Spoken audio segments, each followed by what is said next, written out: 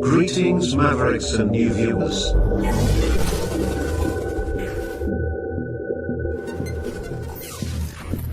Tonight, direct and live from the Maverick News Network World Studios. This is Maverick News with Rick Walker.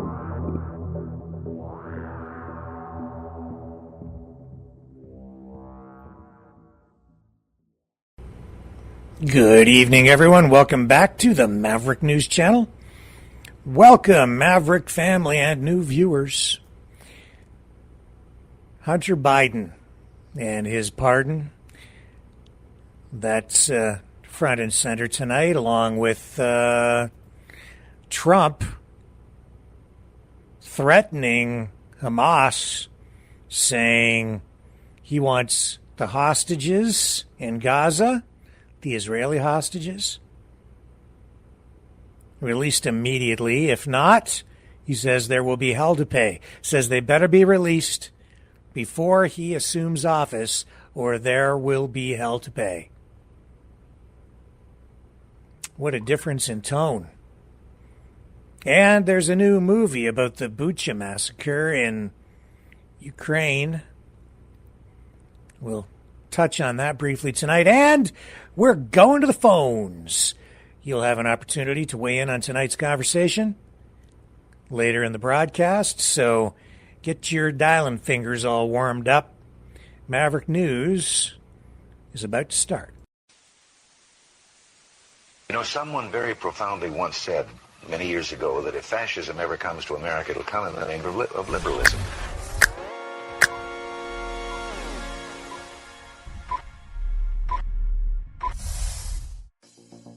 Well, I think it's time we ask ourselves if we still know the freedoms that were intended for us by the Founding Fathers. If we lose freedom here, there's no place to escape to. This is the last stand on earth. The entire world is watching. Every dictator, every crazy dictator in the world is watching.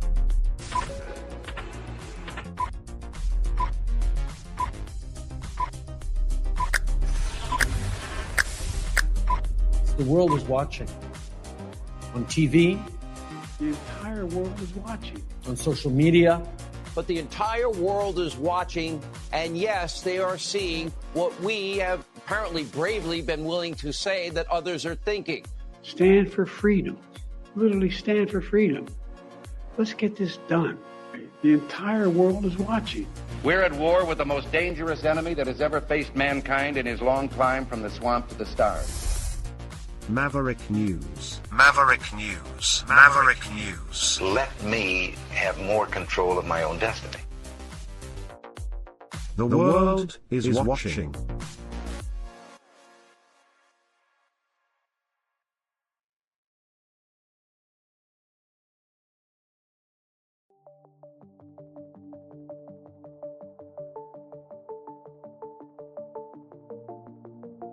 Greetings, brave Mavericks. Our quest for truth continues. We go beyond fake news. Together we expose propaganda. Together we pull others out of rabbit holes. We are maverick thinkers. We are all unique individuals. Defenders of individual rights and freedoms. Credible. Trusted. Grounded in reality. Maverick News. Maverick News. Defending free speech. Free speech. Donate at freedomreporters.com. Do it now. Tomorrow may be too late. Maverick News. The world is watching.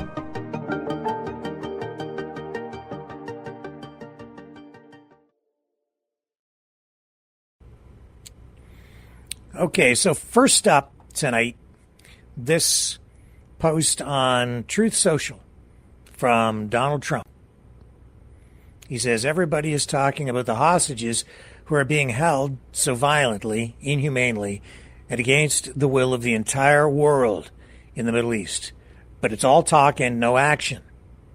Please let this truth serve to represent that if the hostages are not released prior to January 20th, 2025, the date that I proudly assume office as President of the United States, there will be all hell to pay in the Middle East and for those in charge who perpetrated these atrocities against humanity.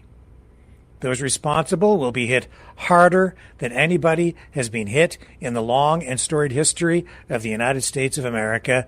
Release the hostages now. Well, that seems to be pretty clear.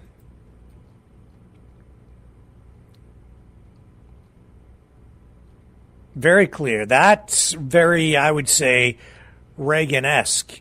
It echoes of Reagan assuming office as the hostages involved, the American hostages involved in the Iran hostage crisis under Jimmy Carter were released as Reagan was in the process of assuming office. History rhyming, I guess, in a way. So we'll see where that goes. I have to say I would say that's refreshing to see someone standing up to try to do what's right. I have no issues with rhetoric like that. Yeah, those hostages have largely been, I would say, ignored and forgotten, even by the U.S. government, by the Biden administration, that rarely ever has rarely spoken of them. Just this past week, in the last few days, we have seen videos of hostages released by Hamas. That the hostages weren't released, videos of the hostages in captivity were posted, which I think is actually a war crime in itself when you're exploiting the prisoners that you have in captivity, hostages, civilians in captivity. So pray that the hostages are released soon. And with the release of the hostages, I think we get to peace much quicker. In fact, without the release of the hostages, I would say there probably can be no peace.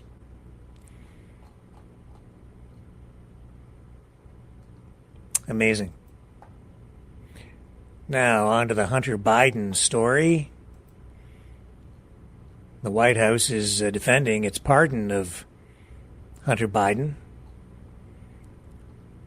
Joe Biden announcing this yesterday after repeatedly insisting that he would never do such a thing. We kept hearing that from Biden and his administration, from his press secretary, over and over and over again. I ran clips yesterday, back to back to back to back to back, compiled over time, showing that the statement had been made repeatedly. Oh, I'll never do that. But this sweeping pardon covers any potential federal crimes that 54-year-old Hunter Biden may have committed over the course of an entire decade. It has shaken public confidence again in the U.S. government. It has shaken confidence in the justice system. Republicans tonight are heavily criticizing the decision, Donald Trump calling it an abuse and miscarriage of justice. And the president, of course, issuing that pardon last night before heading off on this trip that he's taking to Africa. And Jean-Pierre, the press secretary on Air Force One, en route to Angola, said that Biden believes in the justice system, but he also believes in the, quote, raw politics. And he believes that, quote, the raw politics infected the process and led to a miscarriage of justice. But I'll tell you, the criticism on this is not coming just from the Republicans, not just from MAGA. It's also coming even from The Atlantic, from people on the left, from Democrats. A lot of people just very, very shaken by this. I don't think it's good for the country. I would say it's definitely a wrong move, even though Joe Biden is leaving office. It was the wrong thing to do, in my view, and wrong because it's bad for the country. Here's why. Here's Dave Portnoy. I don't really know Dave Portnoy, and I haven't even really vetted this clip, but I'm going to run it because I think this will give us an indication, an example of the mood out there tonight in cyberland, social media world, and even on the streets of America. Okay, I thought I was done with political rants, but I guess I got one more. This Hunter Biden thing, it's in the news. Everyone's talking about it. Joe Biden, and the Democrats, after probably saying no less than 9,482 times unequivocally that Joe Biden would not pardon Hunter Biden if Trump was elected. The president would not pardon or commute the sentence for his son, Hunter. I just want to make sure that that is not going to change over the next 6 months. The president's saying he would not. It's still a no. It's still a no. It will always be a no. It's still a no. It will be a no. It is a no, and I don't have anything else to add. Will he pardon his son? No. He'd have to go through the jury system. Nobody's above the law, blah, blah, blah. What's he do? Of course he pardons him. Of course he does. Not only that, it's like for 11 years. So anything he could have possibly done in the history of time, he is pardoned for.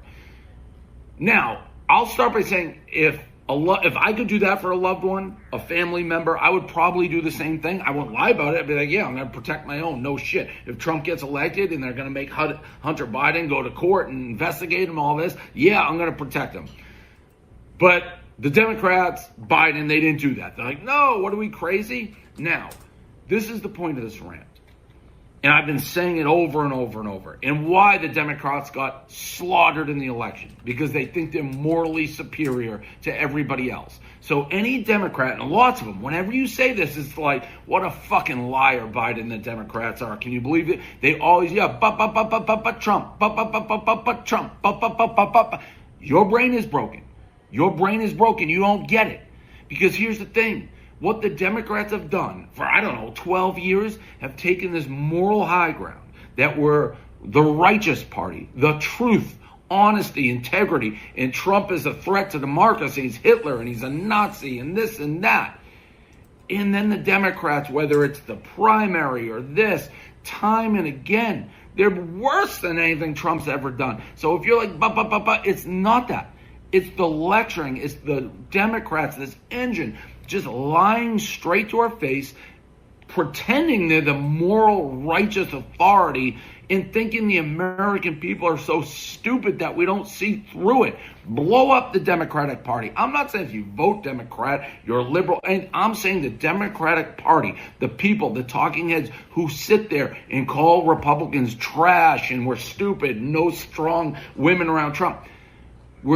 This is why you got obliterated in the election. Because you guys are all fucking liars. You sit on a house of lies, a throne of lies. You're no morally better than anybody else. Stop pretending it. We see through you. And time and time and time and time again, your true colors come forward. So stop pretending that you're this moral, righteous authority and you're so true and virtuous. You guys are fucking scumbag liars and you prove it time and again, and this is just the latest in a long line with Hunter Biden. Yeah, I would pardon my son too if I had one, if I could save his ass too. I just wouldn't lie about it like you guys lie about it. By the way, everybody knew the lie was coming. Everybody. It's fucking pathetic. That's it. I'm hopefully done with the political rants, but it's just so crazy. It's like, and then you'll see Democrats still trying to be like defending it. Just give up, blow it up, start over. We'll see you the next election. Well, I think that probably provides a reflection of the mood out there. And I can understand why. In Canada, we don't have a system that allows for a pardon in that way. We just don't have that in Canada. So totally different. And that makes me wonder why people want to reform the Canadian political system to be more like what you have in the United States. I don't agree, really honestly, with the pardoning process. In fact, to me, it just invites corruption.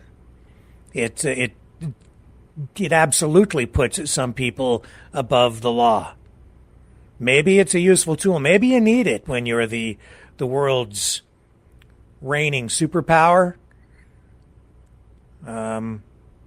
so that you can deal with things in a pragmatic way rather than in an entirely idealistic way, to make the wheels of reality go around. Maybe, but I don't think this is good for the country. This is, I would say, very, very selfish. Now, the other thing is this meeting again that took place between Donald Trump and Justin Trudeau over the weekend. A surprise flight down to Mar-a-Lago by Justin Trudeau generated a lot of buzz in Canada, but also internationally. And Dinesh D'Souza reposting this on Truth Social from the Conservative Brief, focusing on the Trudeau-Trump meeting. Trudeau pledged tougher border enforcement during Trump meeting. That's true. Trudeau went down there, really didn't get any assurances that this 25% across-the-board tariff on everything that is exported from Canada to the United States might not take effect. In fact, he came away basically being told, as we understand it from Liberal insiders in Canada, that the 25% across-the-board tariff is unavoidable at this point, at least in the short term. It will have a dramatic impact on the Canadian economy, if not completely devastating. But I think it will be bad for the U.S. economy, too, if it remains in place for any length of time at all. And, of course, Public Safety Minister Dominic LeBlanc was at the head table of Trudeau and Trump, and he was down there with Trudeau because Trump is concerned about the border, and he's using border security and related issues like drug trafficking, terrorism, immigration, illegal immigration, etc., because those issues are at the heart of what Trump's concerns are with regard to this. He's using the tariff threat as a tool to get what he wants on border security. So Dominic LeBlanc was down there with him. And LeBlanc, of course, we ran the interview on CBC with LeBlanc on CBC television. We ran that here yesterday and analyzed it, commented on that. And it's clear from what LeBlanc said that Canada has assured Trump that there will be changes at the border. But will it be too little too late? And what kind of impact is this really going to have on people? I'll say this, too. I think it's wrong. I've said before, when asked, what do I think of Donald Trump's tariffs and his plan to use tariffs? And initially I said, I have no issue with it. Because he talked about implementing tariffs or using tariffs against countries like China, specifically with regard to China on the electric vehicle industry, imposing a sizable tariff. What was it? Up to 100% on cars, 30% on EVs. Anyway, I said, that's okay. I totally get the need to protect American jobs, and tariffs can be used to do that. And in the case of the auto industry, I think that's even appropriate because the Chinese are unfairly subsidizing and propping up that industry specifically. But what Trump is doing now, I think he's falling into a trap because he's using tariffs as a tool against friendly countries. Canada, I believe the United States' largest trading partner by far. Trillions of dollars in trade between Canada and the U.S. every year. Canada providing a lot of very vital resources to the U.S. that the United States is going to need. Lumber, uranium, iron ore, nickel. A lot of things that Russia would otherwise potentially provide, or China might provide. Lithium. We have lithium. We have all kinds of resources. Oil. Keystone Pipeline. Is he going to impose a 25% tariff on oil going into the United States? These tariffs on countries like Mexico and Canada, I think it's a misguided policy unless it's just a threat. I listen to some of these other, I listen to economists and business influencers like Kevin O'Leary who say not a chance that this 25% tariff is going to actually be used. But then Trump over the weekend also tweeted that these BRICS nations, if they proceed with their plan to roll out their own currency to compete against the U.S. dollar, he is going to impose a 100% tariff across the board on all the BRICS nations that are doing that. And again, I think it's a misguided approach.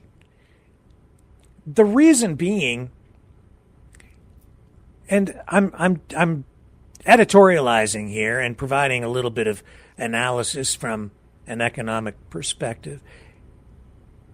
If Trump can, any country can use tariffs in a strategic and targeted way to get a particular kind of result, as long as certain conditions are in place. With the auto industry, it can work because, first, the Chinese are unfairly subsidizing that industry. Why do you think Warren Buffett is over there with BYD, an investment in that huge electric vehicle company? It's because of the subsidies that are in place. He's over there producing vehicles that are being shipped out all around the world. BYD is already bigger than Tesla, and he's making big bucks. But that's because the Chinese are subsidizing his investment in BYD. And the Chinese will do that to a point where they will subsidize the industry even at a loss in order to carve out a position of competitive advantage globally. And then later, maybe ease off on the subsidies after they've crushed their competition unfairly. So you see, the tariffs can work in that scenario because the United States has alternative sources for cars. They're produced domestically. But if you impose a 100% tariff across the board on on everything coming from BRICS nations like China, where are we going to get consumer electronics from?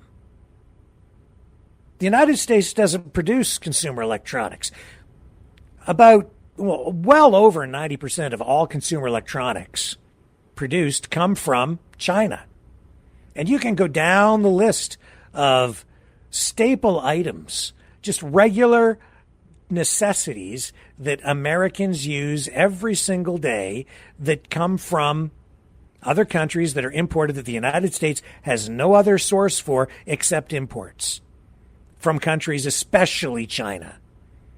Pharmaceuticals, 70 to 80% of all the pharmaceuticals sold in the United States are produced in China.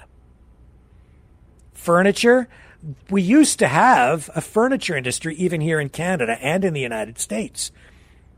But that went bye-bye decades ago. It really started to diminish in scope around the 1960s, 1970s. By the time you got to the 1980s, there wasn't much of a furniture industry left in Canada or the U.S. Very little furniture is manufactured in North America anymore. 70, 80, probably over 80% of all furniture is now imported. And again, a lot of it coming from, you guessed it, China. Auto parts. As you know, I worked at an auto parts place for a while. I'll tell you this, I worked at an auto parts store when I was a teenager.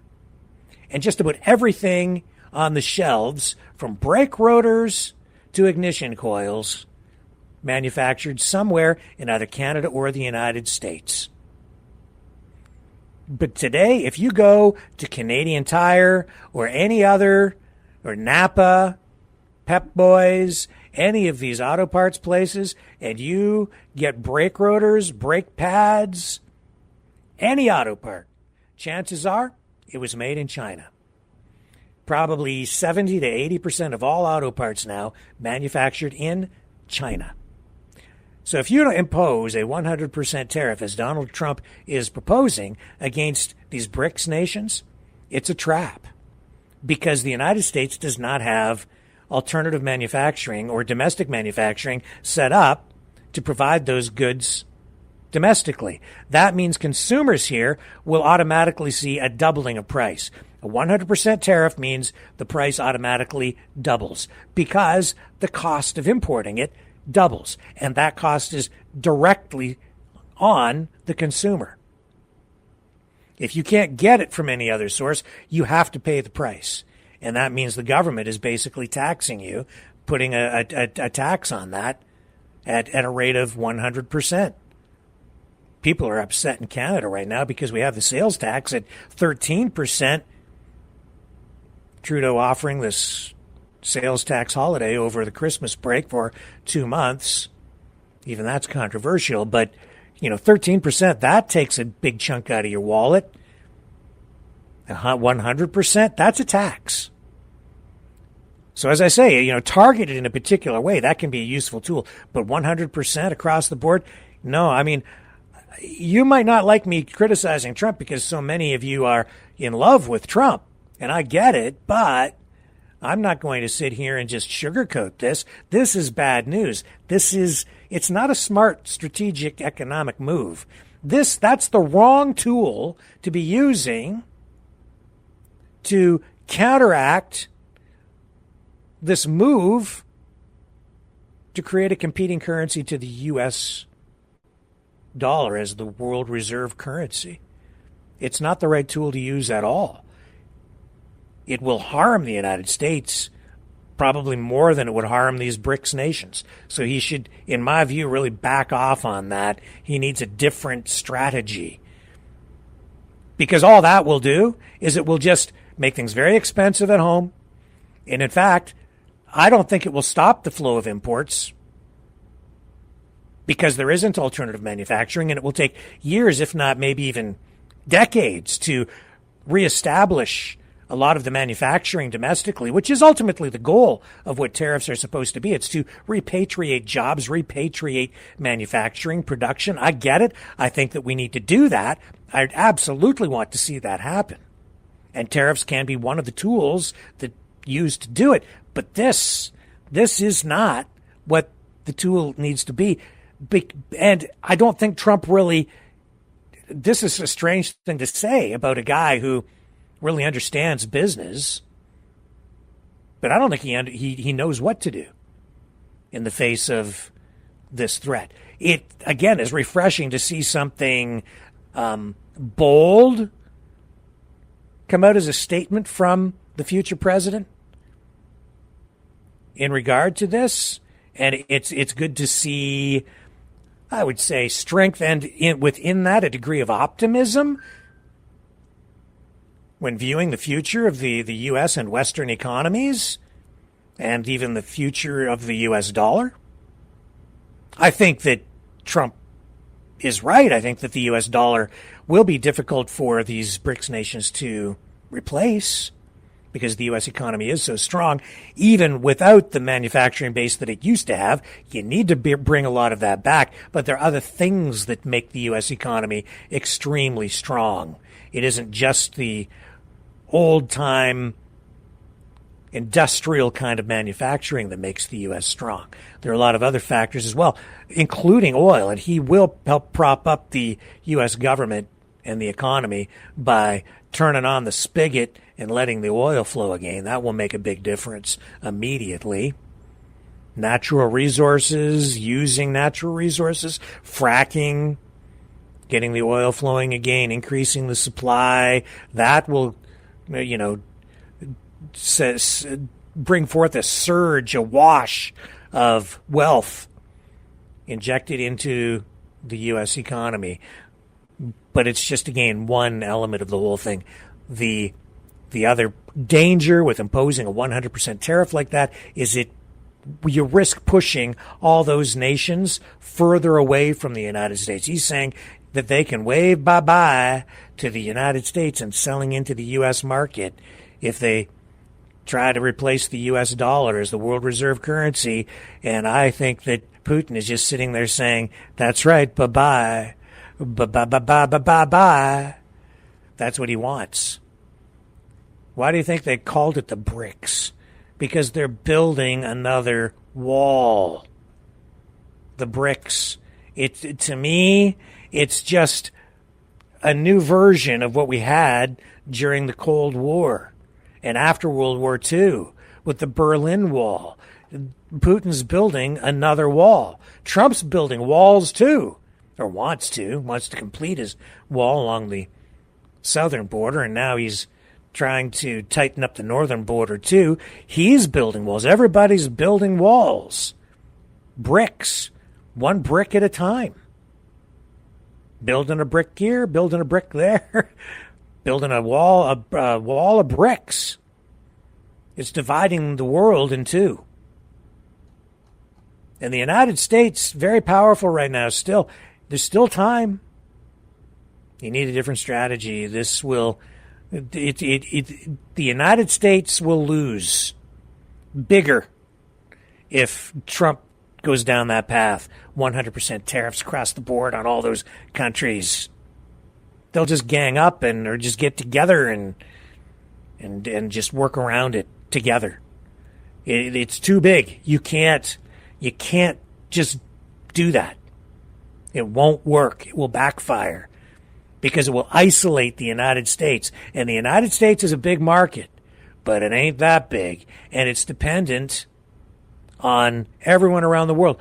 And it's also dependent on everything around the world because the U.S. dollar is the world reserve currency. And if it ceases to be the world reserve currency, because the world becomes divided, because the United States becomes more isolationist, then demand for the dollar will dry up and the value of the dollar will shrink. And that in itself will create massive contractionary economic forces against the U.S. He needs to be very careful. Keep your eye on it, folks.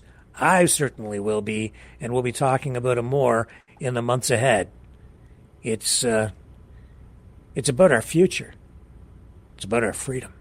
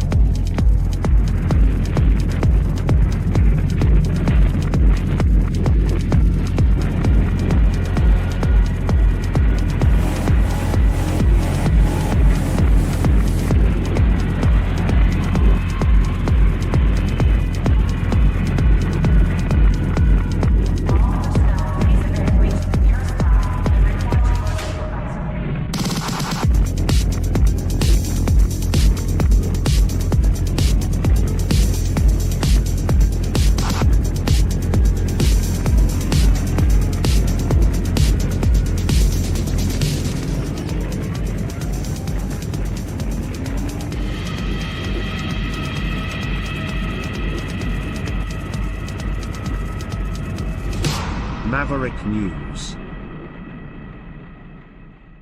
The world is watching.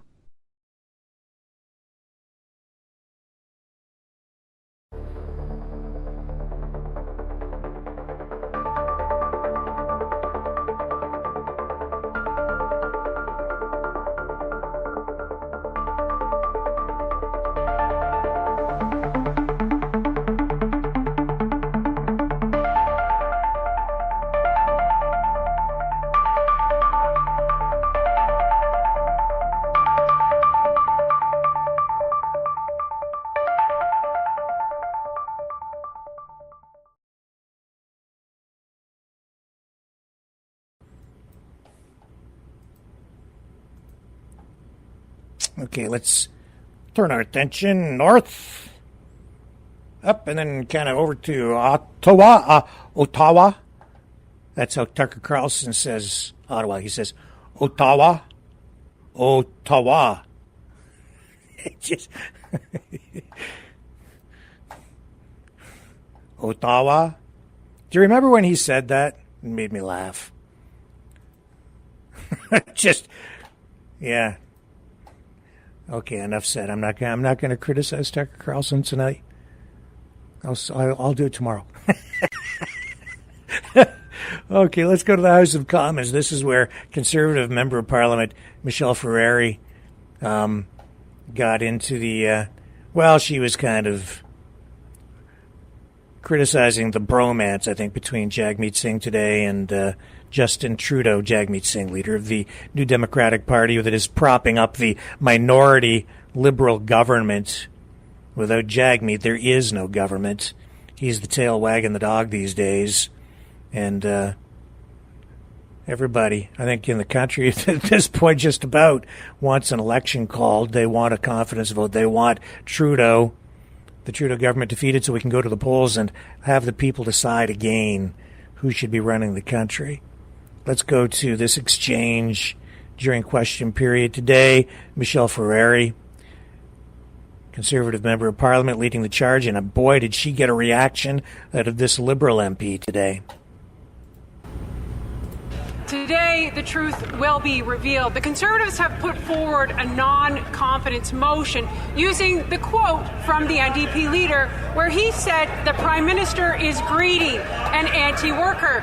So what will it be? Will the leader of the NDP sell out Canadians yet again, or has that Prime Minister made another backroom deal that puts both of their lust for power over the rights of Canadians? The Honourable Minister for Seniors and for Labour. I guess that member's back from announcing the housing projects that are riding that she voted against in this House of Commons. It is a joke, Mr. Speaker.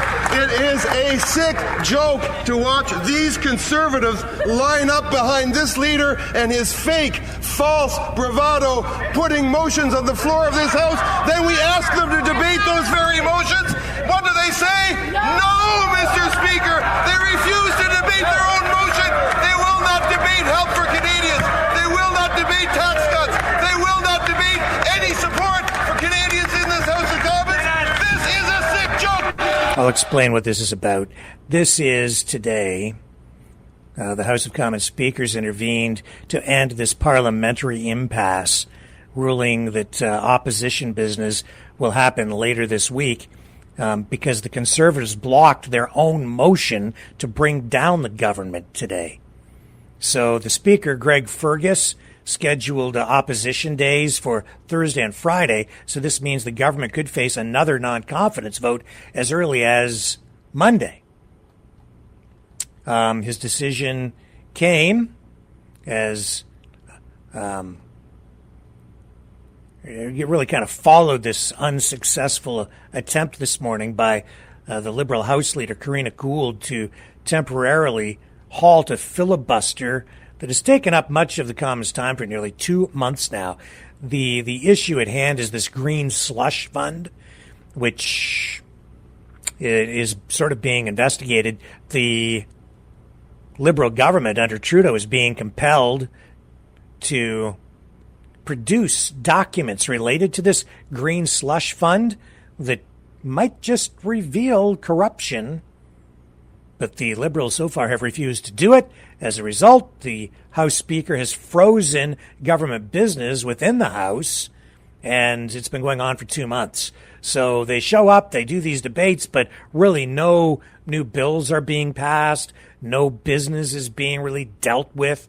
So the motion of government is motionless. It's ground to a halt. The Conservatives have signaled their intention to introduce this non-confidence motion. And they've quoted NDP leader Jagmeet Singh's criticism of the Liberals in their bid to get his caucus to vote down, or to vote to bring down the minority Liberal government. But then the Tories rejected Gould's offer to have that motion heard today. And the party said that it would only end its filibuster if the Liberal government provides those documents that they're demanding, or if the New Democrats agree to vote non-confidence in the government. So this is this filibuster, as they call it, is this just part of an ongoing privilege debate related to a Conservative demand that the Liberals provide those unredacted documents to the RCMP about those allegations surrounding the Green Slush Fund and possible misspending.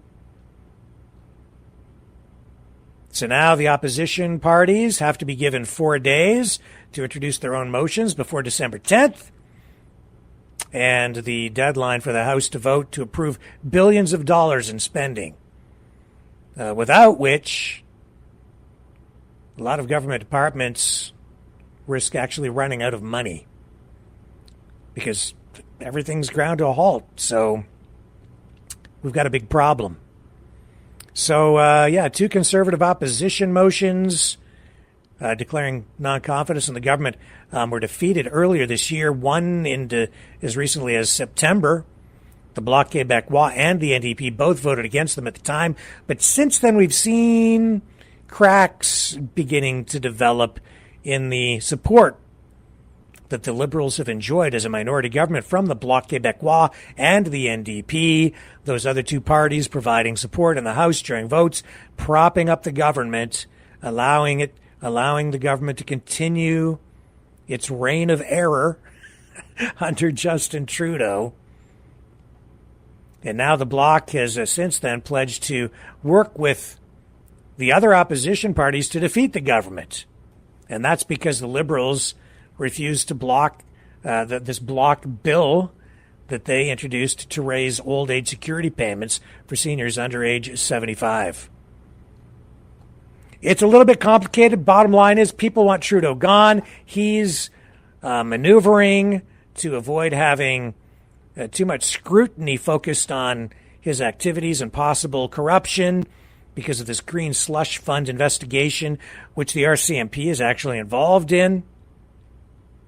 And you have this procedural thing initiated by the House Speaker to compel the production of these documents by the government. And so the circus continues is the bottom line. That being said, I think that the pressure is mounting. It's building. The people want the election. I think that Jagmeet Singh, I think the Bloc, they understand this. And I think that they will respond to the public pressure themselves, withdraw support, and I think that probably right after Christmas you'll see something develop, and then we'll probably go to the polls in the spring, as I've been saying. But I've been wrong before. Certainly next year sometime we're going to the polls, but will Trudeau be able to ride it out, take it to the distance? Oh, yeah, and then there are those members of Parliament who still want those pensions. And if they take it the distance, some of those MPs will hit that date where they qualify for full government pensions. Quite a few of them, Jagmeet Singh included. So if you get elected enough times and stay in power long enough, you get the big paycheck at the end, the golden parachute, early retirement. And a feather-bedded retirement it can be if you land one of those gigs on Parliament Hill. Okay, let's take another quick one. We'll be right back. He's a fighter. He's a survivor. President Trump, defiant, strong. He is determined to make America great again. Pay tribute to the 45th President of the United States with this collectible t-shirt from the Maverick News Memorable Moments collection. Even a would-be assassin's bullet could not stop him. Instead, he emerged with his fist in the air ready to fight. For freedom. Get your Trump Fighting for Freedom t-shirt with any donation of $30 or more to Maverick News. There are 2 iconic artistic designs to choose from. But there is only one way to get these. Donate at freedomreporters.com. Support free speech. Free media. Support Maverick News. Call 1-866-248-1490 or order online at supergeeks.tv.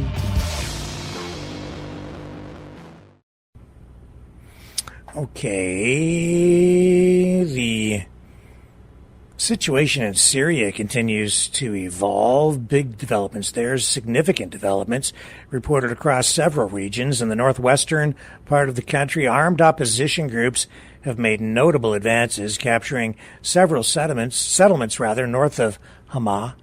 These groups have reportedly recaptured Aleppo, which we've reported on, and large swaths of the countryside marking a significant shift in control in these areas. The Syrian regime, of course, backed by Russian air support. Assad, he's basically a Putin puppet. He's absolutely a Putin plant. He's there at the behest of Vladimir Putin.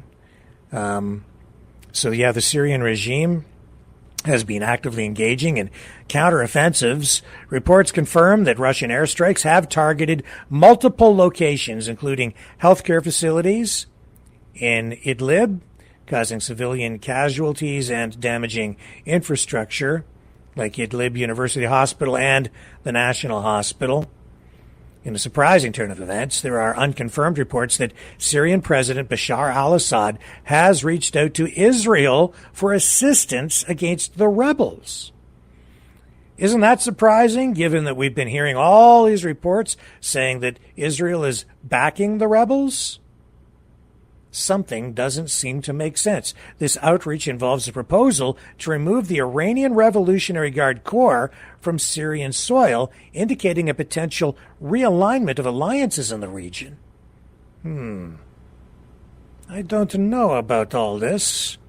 Skepticism remains high regarding the feasibility and sincerity of this proposal. Meanwhile, the U.S.-led coalition has conducted airstrikes targeting Iraqi Shia militias near Damascus, aiming to prevent their advance into Syrian territory. And this action underscores the complex international involvement in the Syrian conflict, with various powers seeking to influence the outcome. How deeply involved is the United States? That is still tonight not entirely clear. Obviously, the United States has some degree of involvement in just about everything going on in the Middle East. They do have some involvement and connection to some of what is going on in Syria. How much of it is American? Everything is speculative, really, at this point. We don't have anything really definitive, but details are beginning to emerge, become a little bit clearer day by day.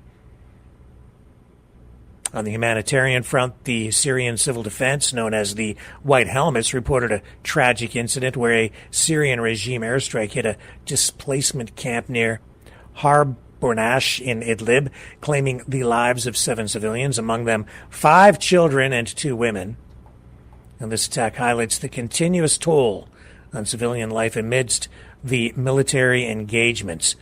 The situation remains fluid tonight, with control lines shifting, particularly in eastern Aleppo, where the Syrian Democratic Forces, or the SDF, and opposition groups are locked in a seesaw battle.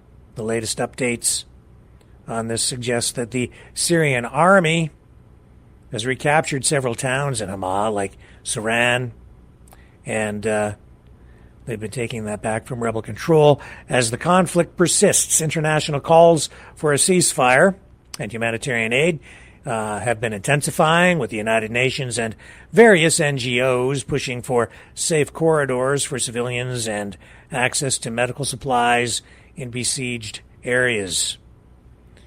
Another conflict, and we will continue to keep tabs on that. All this stuff is connected, make no mistake. Ukraine, Gaza, Syria, Iran, Russia, everything, BRICS nations, even the U.S. presidential election. It's all connected. Oh, yeah, and everything going on in Canada, too. Canada's in play, man. This is a third world war. We are already going through it. I've been saying it for a long time. It's just not a conventional war, but it's becoming more conventional every single day. That's why it's so darn dangerous. We teeter on the edge of possible nuclear conflict, although there's one guy kind of rattling the nuclear saber over and over again. That's Vladimir Putin. And people have their minds kind of twisted around, I'd say, because of the propaganda and blaming themselves, blaming us. It's all our fault. Well, regardless of the circumstances, I'm not down with anybody who says they want to nuke other human beings and turn them to dust. And he literally said that. He said that his hypersonic missiles are so powerful, they burn so hot, that they literally turn everything to dust. Sounds like something out of a science fiction, futuristic science fiction horror flick. Indeed.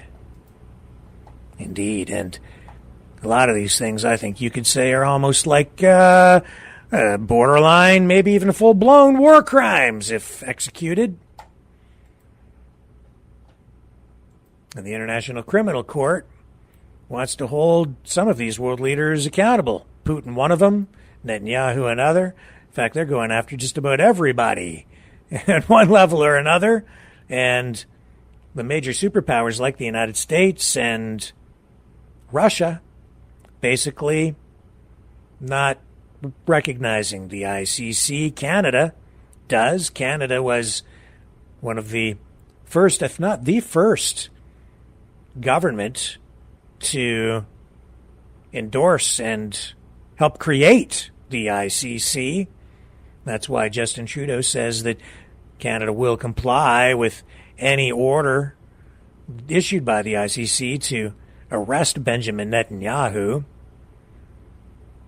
But the U.S. and Russia, they kind of do whatever they want as superpowers, and they get away with it because they don't really recognize the authority, if there is even really an authority behind the ICC. That's why the ICC is fighting for its very survival.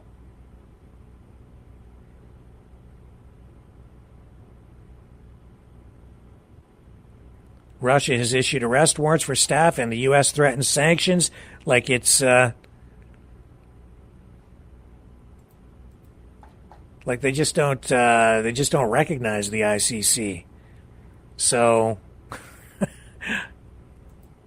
we have this clip from the president of the ICC, International Criminal Court, Tomoko Akane, who's warning that these attacks from Russia and the U.S. against the ICC could jeopardize its very existence. So what's the problem? Well, Russia, for instance, the ICC has accused Putin of abducting Ukrainian children. I've seen evidence of that. I think that's true. He has. He absolutely has. He's just said that, oh, no, we're not really abducting them. We're, it's not an abduction. We're saving them. And, well, the parents and the families would like their kids back. Thank you. So, yeah, he's definitely done that. And the U.S. is upset with the ICC because of these arrest warrants for Israeli PM Netanyahu. and the United States is not going to comply. And then other ICC member states like France and Italy, they're dodging commitments to enforce warrants, including the warrant for Benjamin Netanyahu. They say not going to arrest him, even though you've issued the warrant. But you see, the ICC doesn't have its own enforcement arm or mechanism. They rely on member states to use their force to enforce ICC orders and arrest warrants. So here's the president of the ICC. Let me see if I can get this up. There we go.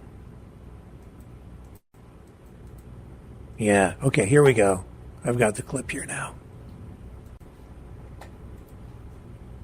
The court has been subjected to attacks seeking to undermine its legitimacy and ability to administer justice and realize international law and fundamental rights by coercive measures, threats, pressure, and acts of sabotage.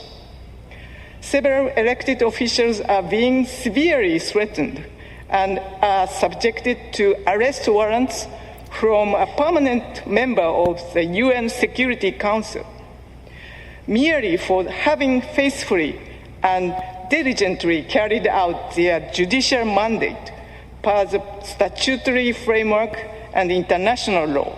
The court is being threatened with draconian economic sanction from institutions of another permanent member of the Security Council, as if it was a terrorist organization. These measures would rapidly undermine the court's operations in all situations and cases, and jeopardize its very existence. Indeed.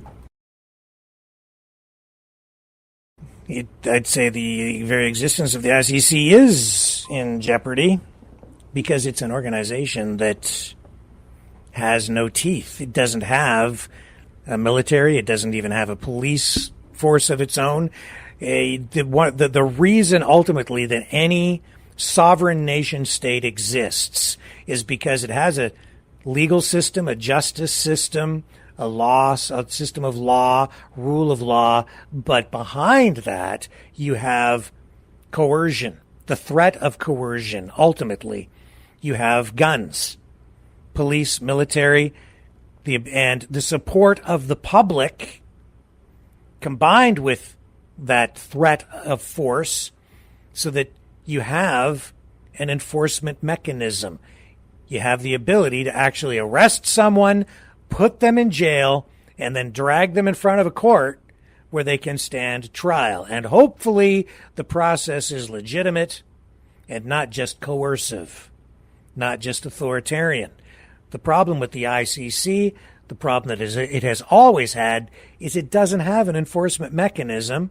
It relies on like all the member states to enforce. And if you can't get them all to comply and enforce the orders that come down from the ICC, then it doesn't mean anything. And if you have powerful nation states, sovereign states like Russia and the United States and others, nuclear powers even, who simply go, we don't have to listen to you, then it becomes somewhat irrelevant, doesn't it? The United Nations also, which is, as you can see, is integrated into this to a degree, it's a dysfunctional organization. I don't even know if it's how relevant it is anymore. They talk a lot, they sit around and talk a lot, but just about everything they pass is non-binding on other nations, unless you're Canada, in which case, we just accept it, make it binding, and give up our national sovereignty willingly and arbitrarily, unilaterally, voluntarily. Or, we'll just whatever other people around the world want. But the UN is dysfunctional because it's a democracy of nations run by a majority of states that are not democracies in and of themselves. most of the countries that sit around the tables yakking are not democracies. A lot of them are just straight up dictatorships. And then they go to the UN, where it's a democracy of nations, from people who don't believe in democracy. And a lot of them want to tear down the West because we have democracy, and they don't believe in it. So they use the United Nations to attack us. That's why it doesn't work. That's why it's dysfunctional. And then the United States and Russia have veto power even at the UN anyway. So anything that's passed, if they don't like it, they just ignore it because they're the superpowers. It's been like that since World War II, man. And I think it's going to continue to be like that. It's just that in this new geopolitical reality, the stakes are as high as they've ever been, and the instability has been amplified. Let's just hope we don't blow each other up. Stay with me, and we'll be right back.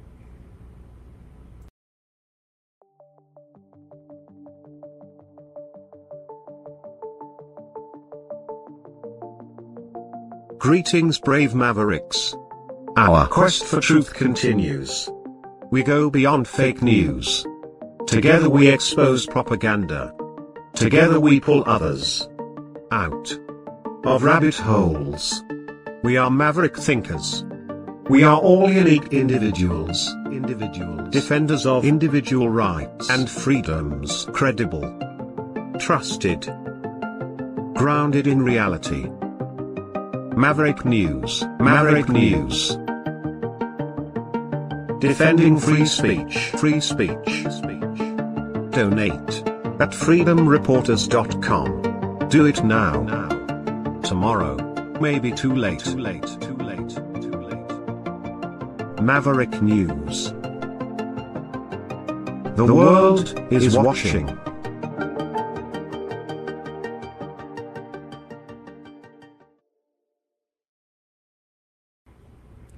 I just glanced in the chat on Rumble, and well, first of all, I'll say hello everybody over there in Rumble Land. Hello Linda and Dog Mom and Dragon and Norfa. Hello, and Paul Charles. Hello, sir. Welcome back. And I see you're still talking about your comments from last night where you called me a liberal. Hello, Lindy. How are you? Yeah. You called me a liberal. I'm butthurt.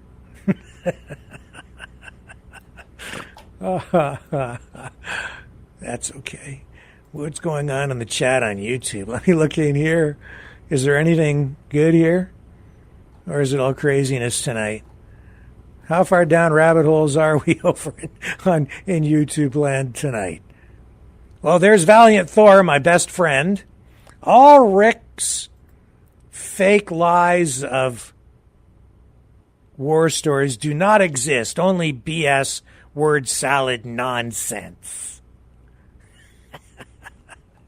Thank you for that, Valiant Thor. Any death threats tonight? Valiant Thor. Rick is the only Trudeau boy lover on earth. He told all viewers he wants to tweak Justin, where Rick will gladly bend over table for the pedal? The pedo. Okay. He's my number one fan, Valiant Thor. But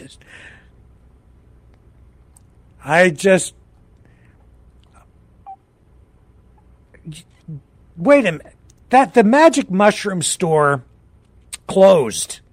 You must have stocked up. Oh, man.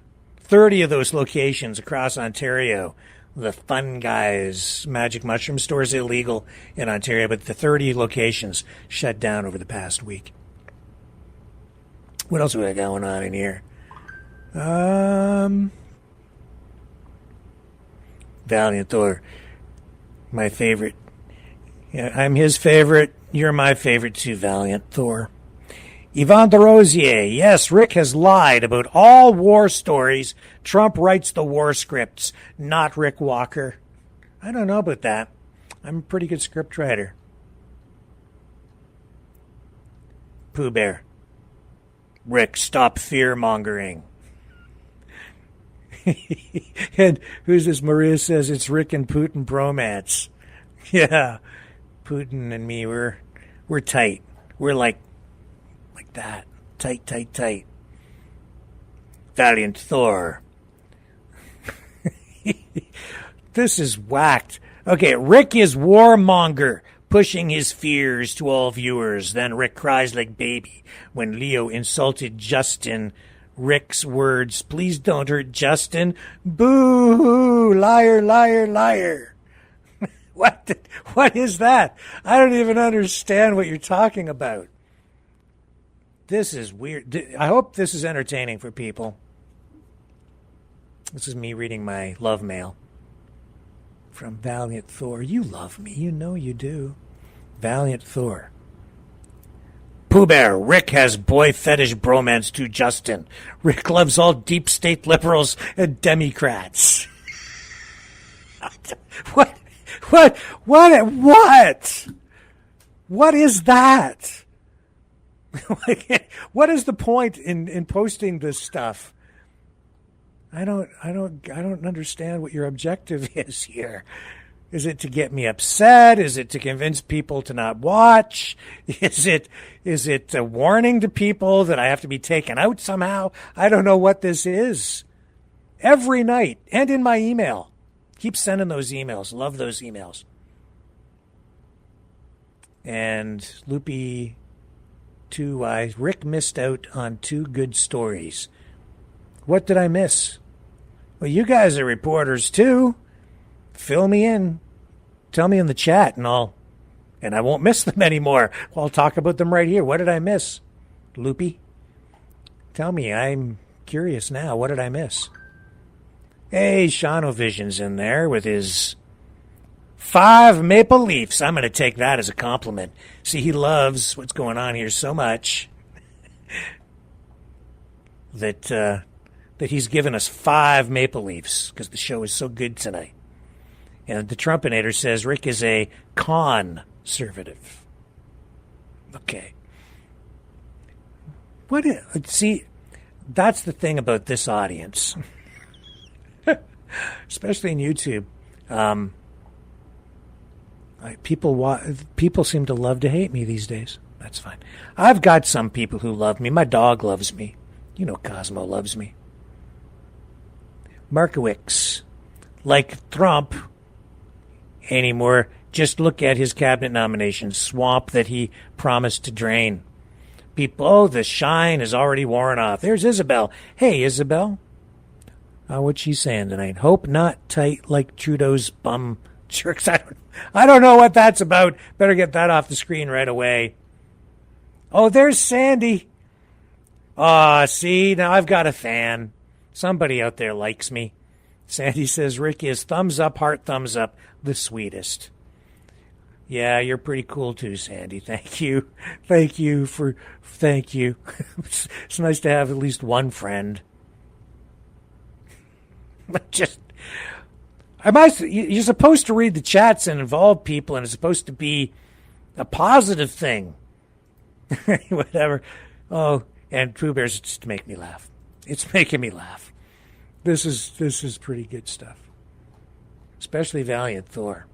The Valiant Thor name, I know that's not just random.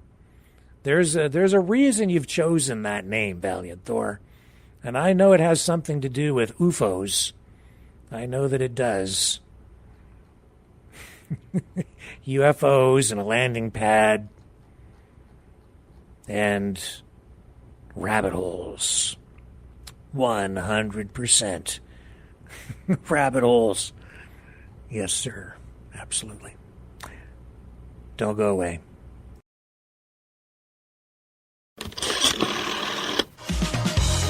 Okay, Mavericks, it's call-in time. Join the conversation. Call now. 1-519-401-1373.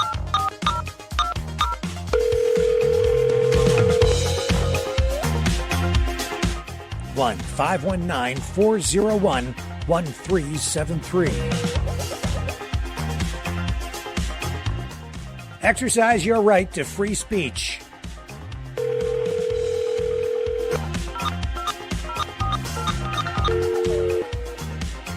That's 1-519-401-1373.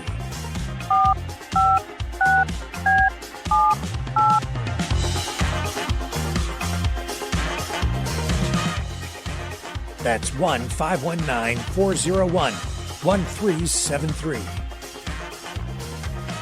Maverick News. Call now.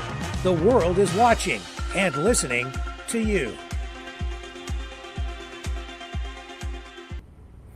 And you can call in and support the program by exercising your right to free speech and just engaging with us tonight at 1-519-401-1373.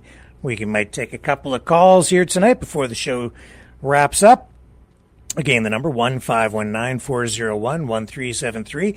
And you can also support the program by donating at freedomreporters.com. Any donation of $10 or more, and I'll send you the 10-song Free Dog album, which is a collection of tunes by Maverick and the News Brothers.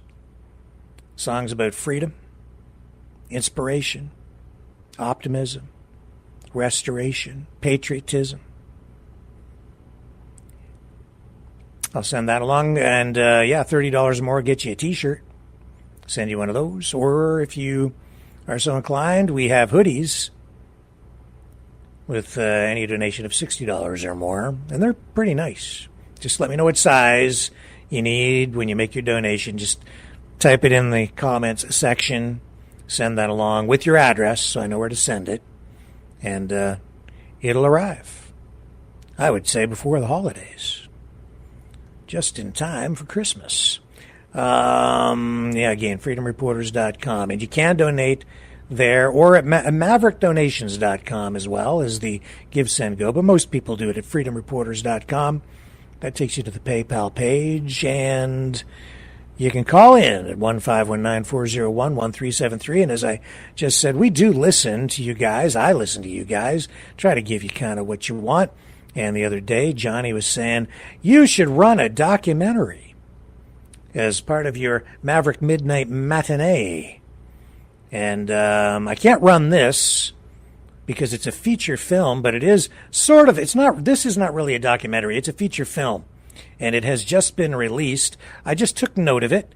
It was released in Canada just yesterday. I think it has been running in Ukraine just a very short time. It's a brand new film, brand new out. Haven't seen it. I have seen a trailer for it. It looks pretty interesting. And I'm just going to run a little bit of info on it. Well, first of all, here's the name of the movie. It's called BUCHA, Unbroken. And it is in Canadian theaters in some cities now. I noticed it's not playing here in my town yet, but it is out it has been released. So probably in larger cities, it's out there to be seen, and you might want to take note of it. It's about what happened in BUCHA, the people killed there, and the story of that community, and the impact that the BUCHA invasion had on them, and the scars that still remain there today. Now, I have also a report kind of explaining what the movie is about. Here's this feature.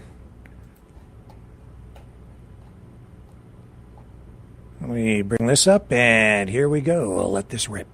Of Dnipro. But as the fighting rages on, one man's story of heroism has emerged.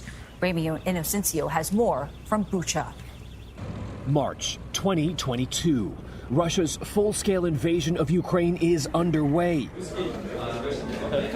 Invading Russian soldiers make themselves comfortable in a Ukrainian home just outside Kyiv.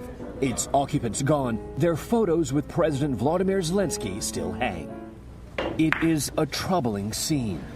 Then filming stops, and the actors take a break. This is the first movie-length feature about Bucha, a city sadly synonymous with massacre. Russia's army killed more than 1,000 civilians here in its one-month occupation, after capturing this region outside the capital in the first weeks of the war. Did you think you would die? Every day, but it wasn't as important as trying to save lives. He's the real hero. Exactly. Konstantin Gudauskis, seen here alongside the actor playing him in this movie, has been called an angel of salvation. He drove 203 Ukrainians out of Russian occupation. The upcoming movie tells his story, navigating Russian checkpoints, witnessing Russian atrocities, and delivering people from evil. The film compares Bucha to hell. Do you agree? For me, it was hell. I saw a lot of death. There were times I'd come to evacuate a family and they'd be dead. I would scream to God, "Why did you send me here? If my life is needed, I have to save lives." Konstantin says he buried more than 70 bodies himself, but is thankful he saved more, like famed Ukrainian composer Ihor Poklad and his wife Svetlana. The couple hid in their cellar for 2 weeks with neighbors as Russian columns rumbled outside. We didn't have any water, no lights, no gas, but we adapted. The only thing that was hard to adapt to were the shellings, the missiles. And then Konstantin appeared. What went through your mind? Happiness. It was unreal happiness. I called him an angel. He's an angel to everyone he saved. And his bravery has meant so many lived. The families he saved forged together in a time of war. He's now celebrated holidays and birthdays that might not have been. One pregnant woman he saved even named her son Konstantin. I have no children of my own, but I've got a lot of children that I gained during the war. Art echoes life in this film, and testament that salvation arrives in the darkest of times. For CBS Saturday Morning, Ramy Inocencio, Bucha. That last thing that Ramy said is what I think of in the worst times, the heroes that we find and the best moments that we see in people are always the amazing things. And there's nothing...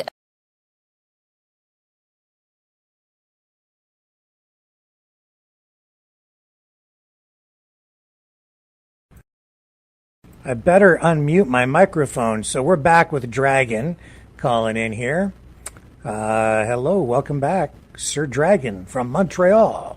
What are you thinking about this tonight? Well, actually, I think that it's a good idea to have this movie coming in, and I will believe that it's in Montreal. And if it is, I plan to go watch this movie in theater, because it was, I think, one of the prominent moments in the Ukraine war. If people don't remember, Bucha was a little town of Ukraine where some of the Russians got into a sort of a trap, if you will. And from that point on, after like 3 days or 4 days of the start of the invasion, actually in February of 2022, they started to go inside that Bucha city and take people around, and basically massacre kind of evolved from there. So yeah.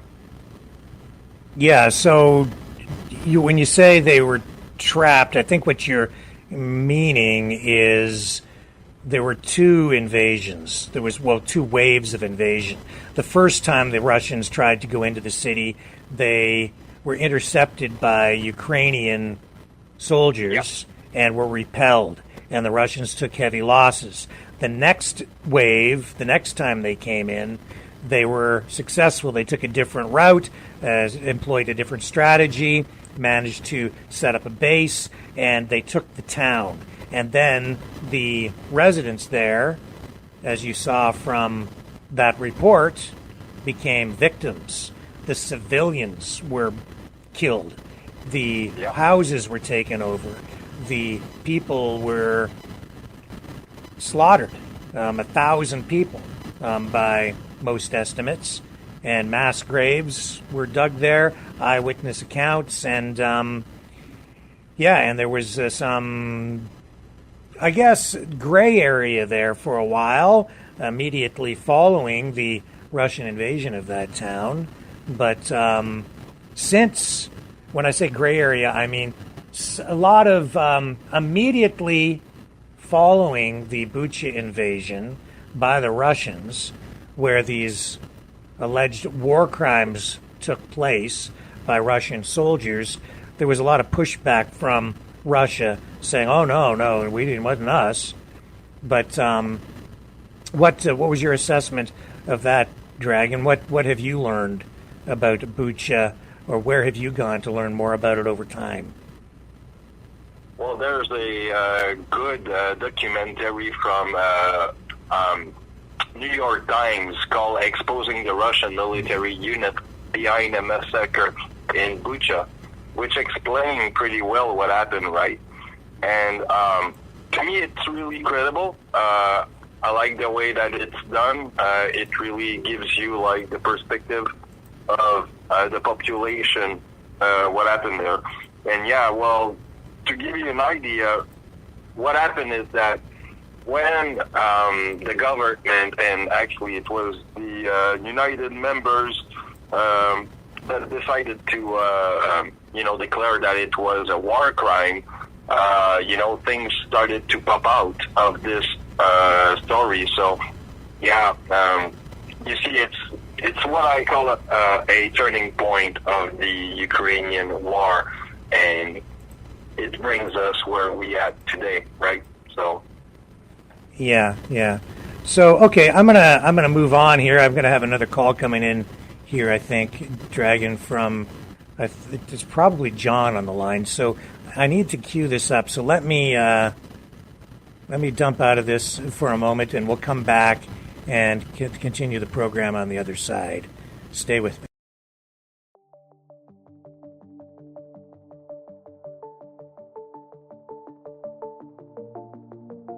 Greetings, brave Mavericks.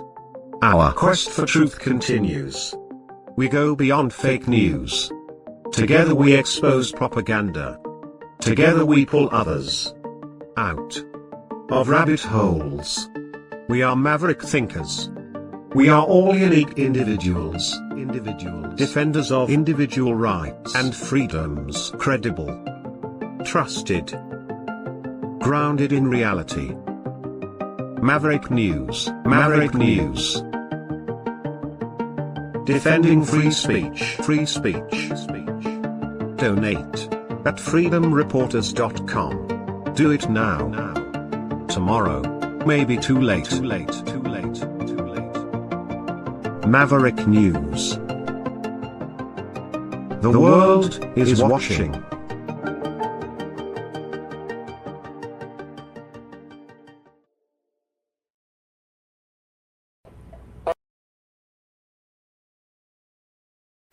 There's John. We have John on the line. What's my thing, bro?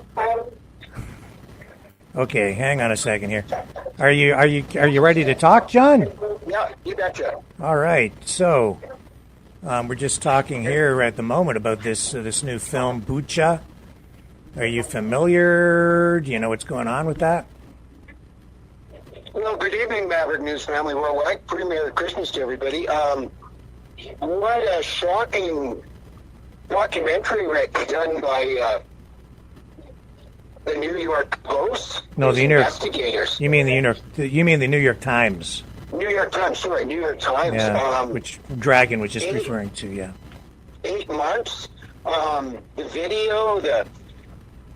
It makes me cry, Rick, as a human being, that this sort of stuff is going on in the world. Yeah, and I don't want to confuse people here. What we're talking about here is actually two different films, okay? One is this feature film called BUCHA, which I've not seen. I don't think Dragon has seen it. John, you haven't seen the new feature film in the theaters yet. But there's also this documentary from the New York Times, which I'm familiar with, and it was produced some time ago, and it won a Pulitzer Prize documenting through investigations.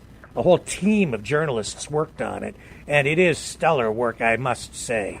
It's just absolutely incredible piece of work.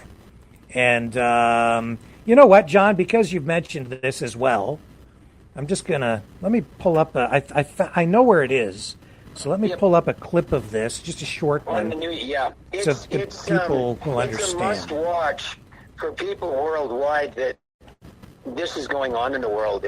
And the work that the reporters did from the Times is just, well, it's unbelievable. And you know what it is, John? This documentary, and I think that the movie looks very powerful as well. It really does.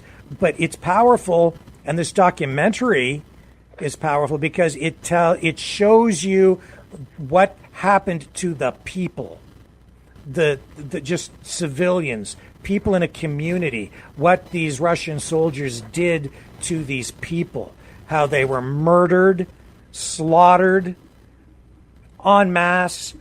It's just horrific what actually happened there. And I'll just run a very brief clip of this so people can maybe begin to understand. To fully understand, you really have to watch this New York Times documentary. It is powerful. And Rick, if I could say, as horrific as it is, yes, people around the world, in Canada, our brothers and sisters in the United States of America, the world, it's a must watch. It's just will open your eyes to truly what's coming from President Putin in Russia. I've watched it 5 times. Yeah. It's just gut-wrenching. Well, let's run a little clip here so people can at least get a sense of what you're talking about. Over 8 months of reporting in BUCHA and New York, our investigation set out to determine who was responsible.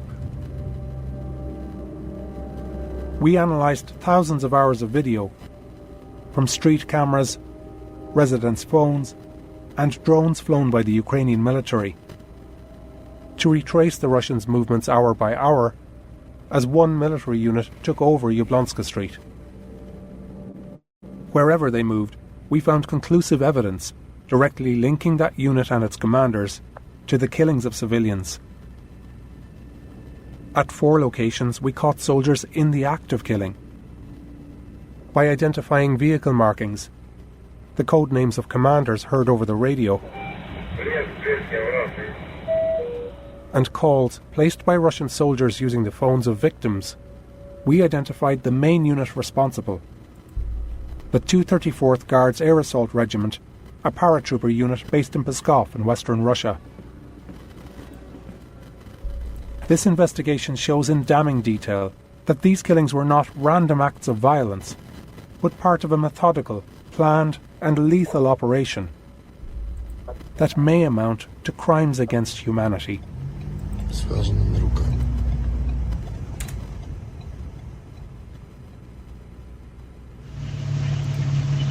3 days into the invasion of Ukraine, on February 27th, a convoy of Russian soldiers advances towards Kyiv. By now, they're entering the nearby suburb of BUCHA. Their route is a straight shot to the capital, through this intersection at Yablonska Street. But Ukrainian fighters ambush them, badly.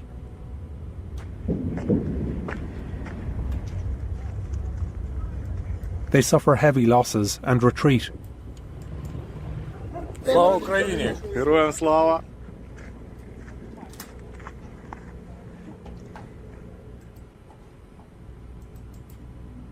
By March 3rd, just as a sense of normalcy returns to BUCHA, so do the Russians.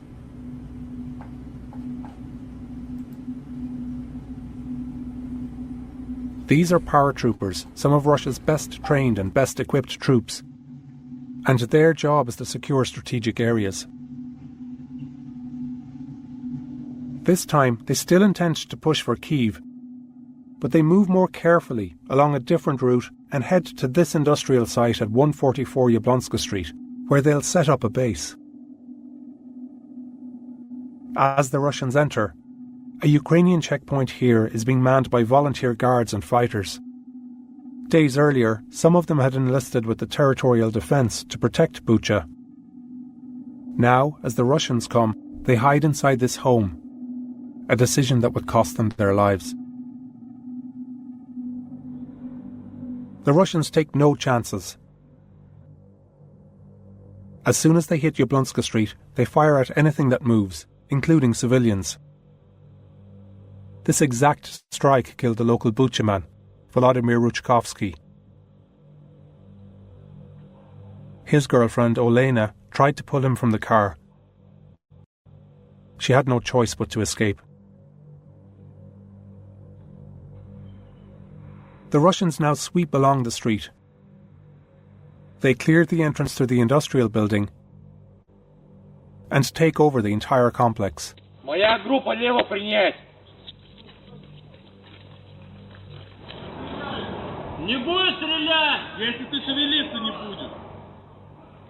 Directly across the road from the Russian base, 6 security cameras are simultaneously filming. The soldiers tried to break them, but some keep rolling. They record soldiers talking to each other and capture evidence that identifies high-ranking commanders. We repeatedly hear the codenames Flakon, Astra, and Uran. We obtained these military files the Russians left behind in BUCHA when they were ambushed days earlier. They show that these names are the call signs for top commanders in the 234th Regiment. Astra and Flakon are commanders of battalion tactical groups, and Uran is the head of the 234th Regiment. Repeatedly, Astra reports up to Uran, and Uran issues orders back to him.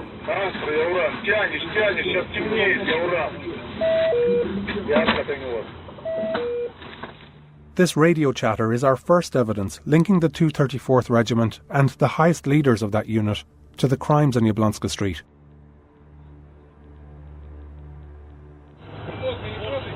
Another conversation between soldiers foreshadows what will happen in the days ahead.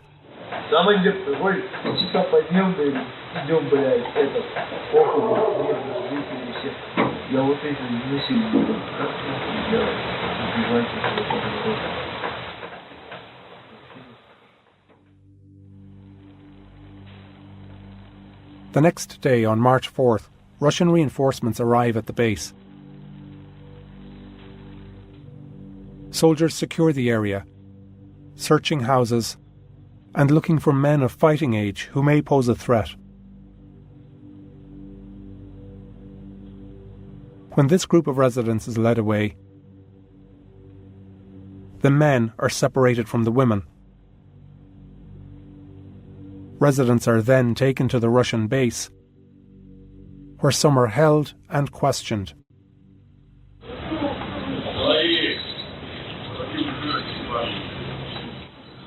Soldiers also find the checkpoint guards we saw earlier, who hid inside a house overnight. These guards are no longer active combatants, and to harm them would be a war crime.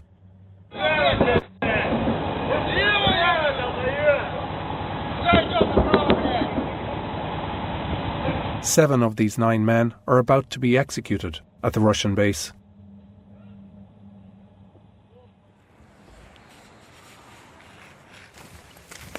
Tetiana and Sergei Shmut lived next door and saw what happened. Руки тримали за голову, їх всіх у ряд поставили на колінах, лиця до землі, і російські військові всіх їх тримали на прицілі. Вони були. Раз, два, три, точно. 4, 5, 6. CCTV then shows paratroopers leading the captured men away.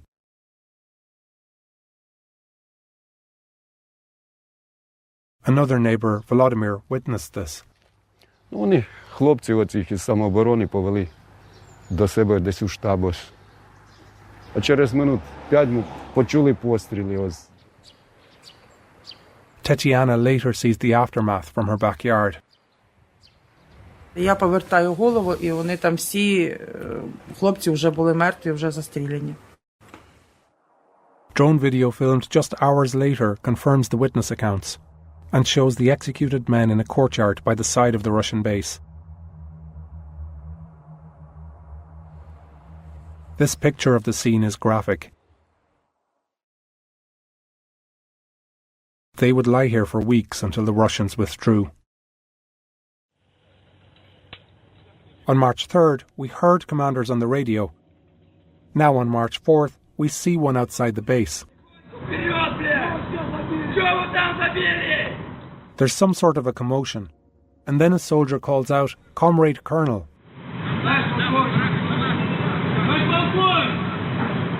Seconds later, a figure emerges and appears to give orders. We spoke with military experts and a detained Russian paratrooper who served in BUCHA. They told us that this title, Comrade Colonel, is used only to address high-level commanders, including a regiment commander. His presence is significant.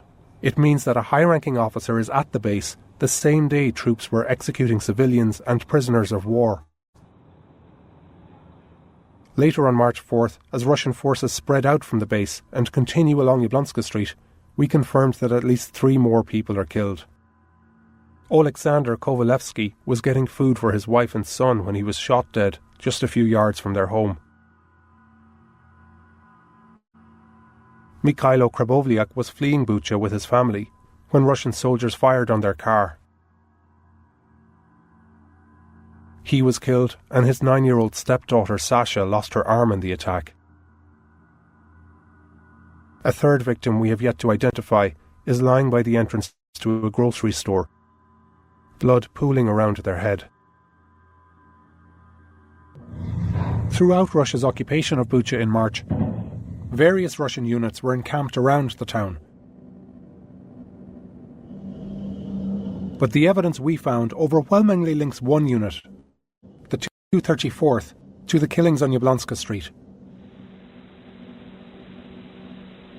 On top of the commander call signs we heard earlier, rank-and-file soldiers from the unit took cell phones from these 2 checkpoint guards and used them to call home. In the case of this victim, Vitaly Karpenko, call logs we obtained from Ukrainian authorities show that his phone made 8 calls to Russia. The first was placed within 6 hours of his execution. To identify the Russian soldier who made this call, we took the number in Russia that he dialed and found a social media profile linked to it. We searched the profile for relatives who were men of military age and found the soldier.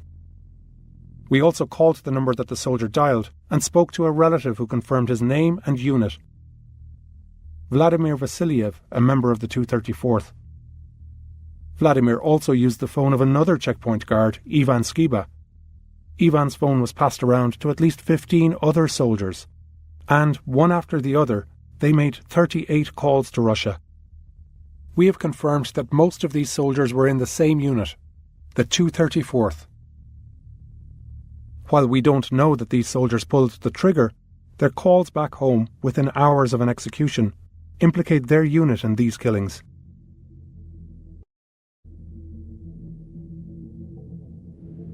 We also found Russian vehicles in the 234th on Yablonska Street when civilians were killed. This symbol, a 2 in an upside-down triangle, denotes the 234th. It's marked on these vehicles being delivered to the unit at their base in Russia. Although soldiers painted over these markings to hide their identity in Ukraine, some did a shoddy job. We spotted 4 vehicles with numbers, tactical symbols and models that allowed us to trace them. We found 2 of those vehicles in archival photos of a military exercise of the 234th in Belarus in 2020. And we found the 2 other vehicles just days before the invasion of Ukraine as Russian forces amassed in Belarus. We also visited the base days after the Russians left. Ну, таке от відбувається всюди. Сліди просто незрозумілого знищення всього навкруги.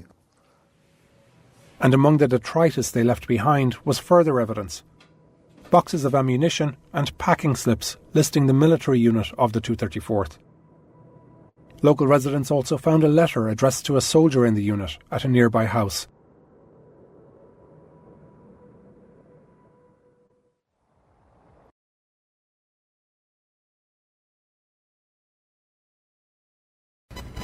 So, let's get back to our call here with John. Are you still there, John? Yeah, you know, Rick, I gotta say, this is a must-watch for anybody in the free world. Those dedicated reporters from the New York Times should be given a humanitarian award.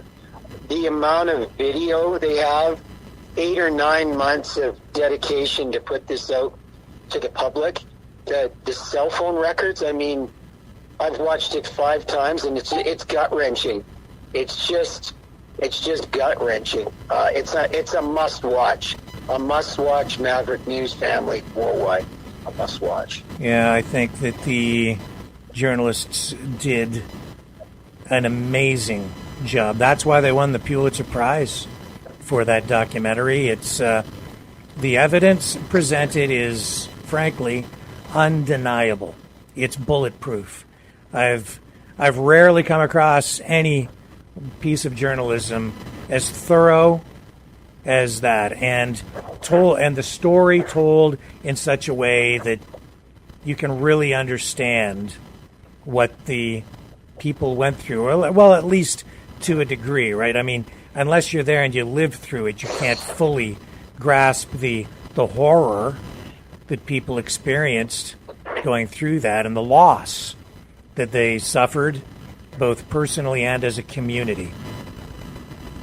Well, in Rick, in Maverick News family, how can one human being do this to another? I can't get my head around that. I just can't. I can't get my head around how one human being can do this to another. Makes no sense to me. Yeah. So it looks like we lost our YouTube feed because YouTube apparently doesn't like us showing things like that. Or someone's probably not happy with us showing it, so they probably had us reported for sharing a piece of journalism, because obviously some people don't believe in free speech. So that being said, John, I'll just throw it over to you for a final thought tonight as we kind of wrap up. Rick, and I'm telling you, I talked to a lot of people in Western Canada, and your personal dedication to delivering real news, real facts from a non-biased platform is it's commendable, my friend. It really, truly. You are doing God's work in your own way, and a lot of people just are not intelligent enough to get it, Rick. I'm sorry, they don't get it. I get it. Maverick News family gets it, but a lot of people don't. And I thank you for what you're doing, for getting real stories out there to Canadians and people in North America, freedom fighters. Well, thank you for calling in tonight, John. I appreciate your contribution to the program tonight, your comments, and for exercising your right to free speech. And with that, we will wrap up. And let's pray for peace, Rick. Indeed. I pray all the time for peace. Yeah. I don't care who you are in the world. We're all human beings. We're all in this together. And we need peace, Rick. We need peace around the world, worldwide. Yes, we do. Thank you, John. I'll talk to you later, my friend. You have a good night. God bless you. Bye-bye. And with that, we will wrap up for tonight. Folks, thank you very much. We will talk more about this in the days ahead. I appreciate you guys hanging in there and sharing your night with us here on the Maverick News Channel. And I will return tomorrow night at 7 p.m. Eastern Standard Time. Love you guys. Catch you on the flip side.